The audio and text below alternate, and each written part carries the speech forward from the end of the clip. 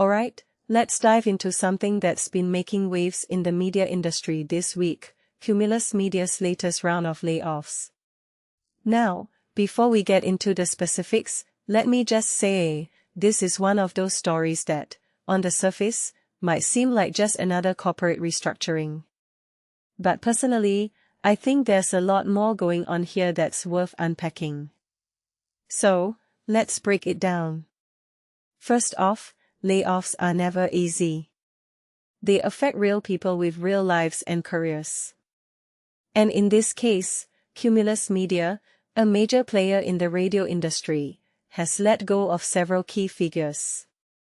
One thing that immediately stands out is the departure of Leo LB Baldwin, who was the program director for 2 stations in the Columbia, South Carolina market. What makes this really interesting is Baldwin's extensive background, from Odyssey St. Louis to Hubbard West Palm Beach. This guy has been a staple in the industry, and his exit raises a deeper question: what does this mean for the future of these stations? I mean, when someone with that kind of experience leaves, it's not just a personnel change, it's a potential shift in the station's identity and direction. And it's not just Baldwin. Cami Marlowe, who was the PD and afternoon host at 97.5 WABD in Mobile, Alabama, also exited. Her Facebook post about the layoff was heartfelt, reflecting on her 8-year journey with Cumulus. What many people don't realize is that these layoffs aren't just about numbers, they're about stories, careers, and the impact these individuals have had on their communities.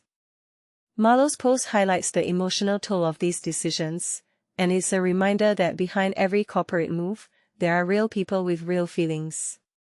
Another detail I find fascinating is the departure of Anthony Big Ant Simmons, who was juggling roles at both Hip Hop 99.7 KMJJ and Country 101.1 KRMD FM in Shreveport, Louisiana. Simmons had been with KMJJ since 2014, and his exit is a big deal for the station's listeners. From my perspective, this kind of turnover can disrupt the connection between a station and its audience.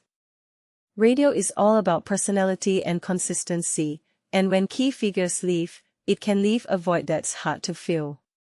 Wes Jordan, the production director for Cumulus Bloomington and Peoria, Illinois, also exited after 7 years. His Facebook post was more lighthearted, but it still carried a sense of finality. What this really suggests is that these layoffs aren't isolated incidents, they're part of a broader trend in the media industry. Radio, in particular, has been grappling with challenges like declining ad revenue and the rise of digital streaming. If you take a step back and think about it, these layoffs could be a sign of Cumulus repositioning itself in a rapidly changing landscape. But here's where it gets even more intriguing: the timing of these layoffs. Why now? Is it just a cost-cutting measure, or is there something bigger at play? Personally, I think it's a combination of factors. The media industry is under immense pressure to adapt to new technologies and consumer habits. Radio, which has been a staple for decades, is having to reinvent itself. These layoffs might be a symptom of that larger struggle. What's also worth noting is how Cumulus is handling the transitions. For example, Baldwin's morning show is being replaced by The TJ Show, which is a syndicated program.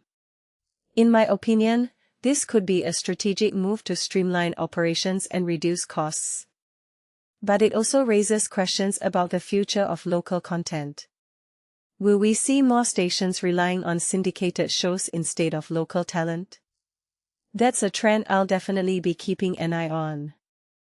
In the end, these layoffs are more than just a news story, they're a reflection of the challenges facing the media industry as a whole.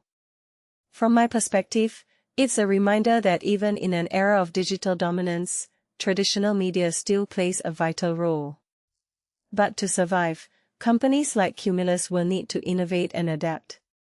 The question is, will they be able to do so without losing the essence of what makes radio special? So, what do you think? Are these layoffs just a necessary evil in a changing industry, Or is there something more going on here?